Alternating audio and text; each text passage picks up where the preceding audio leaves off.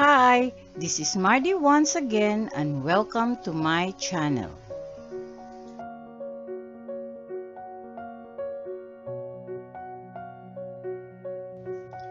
Our topic for today is another Philippine landmark, the Tirad Pass located in Gregorio del Pilar, Ilocos Sur.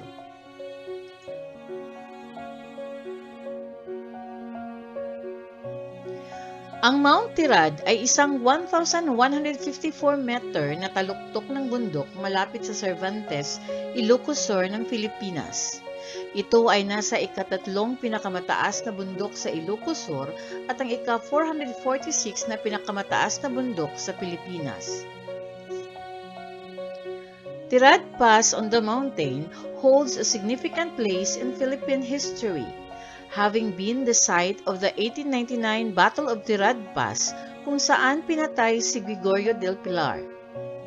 Noong December 2, 1899, naghanda ang mga puwersang Amerikano, karamihan sa 33rd Volunteer Infantry Regiment sa ilalim ni Major Python C. March, para sa isang pag-atake sa kuta ng puwersang Pilipino sa ilalim ng command ni General Gregorio del Pilar.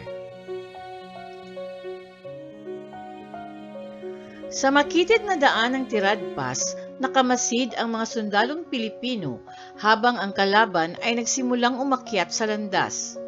Sa humigit kumulang ilang daang yarda sa itaas ng pass, si General Gregorio del Pilar kasama ang kanyang mga tauhan at sinamahan ng dalawang sibilyan mula sa sitio Mabatano ay namamataan ang mga puwersang Amerikano sa pamamagitan ng kanyang spyglass habang nagsisimula silang kumilos.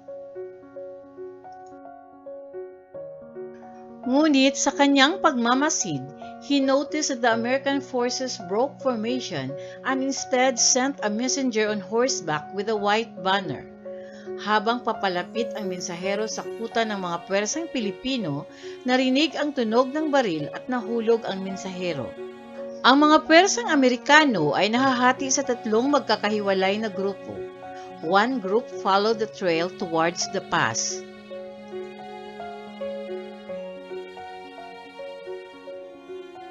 Isa pang grupo ang umakyat sa burol na nakaharap sa mga sundalong Pilipino na nakatalaga sa pass.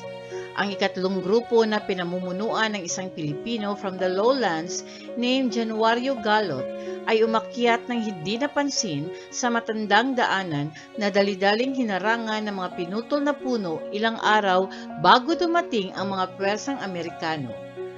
This old path led to the place where General del Pilar stood watching. Habang nagkakawatak-watak ang mga puwersang Amerikano, inutusan ng general ang dalawang sibilyan, sina Tocdeden at Abing, na tumuloy sa trenches at ihatid ang almusal ng mga sundalong Pilipino. All of a sudden, continuous gunshots were heard continuously at hindi tumigil sa loob ng ilang oras. Binaril at napatay si General del Pilar. Thank you very much for watching. Please don't forget to like, comment, and subscribe. And according to Albert Einstein, life is like a riding bicycle. To keep your balance, you must keep moving.